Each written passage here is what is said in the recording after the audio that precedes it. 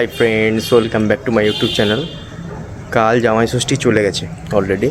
তো আজকে আমি আমার শ্বশুরবাড়িতে চলে এসেছি বিলেটেড জামাই ষষ্ঠী করতে। কারণ হচ্ছে আমাদের অ্যাকচুয়ালি জামাই ষষ্ঠী নেই, তাই আজকে খাওয়া দাওয়ার কিছু প্রোগ্রাম আছে, সেই প্রোগ্রামগুলো অ্যাটেন্ড করতে আজকে এসেছি। চলো তোমাদেরকে আজকে দেখানো যাক। আমি আজকে এই ড্রেস পরেছি, একটা ওই বটল গ্রিন টাইপের একটা পাঞ্জাবি। আর ওকে চলো দেখাই তোমাদের। দেখো কেমন সেজেছে ও আজকে। আমি সাজি আজকে পার্পল কালারের একটা শাড়ি পরেছে। কেমন লাগছে কিন্তু কমেন্টে জানাবে। কি বলতে চাইছো তুমি, বলো তো বলে। আজকে আজকে তেমন কিছু বলার নেই। আজকে জামাই ষষ্ঠী পালিত হচ্ছে।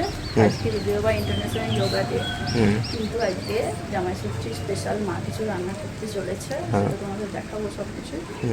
তো কালকে হয়নি, কালকে শনিবার ছিল, এদিকে এসে বৃষ্টি পড়ছে।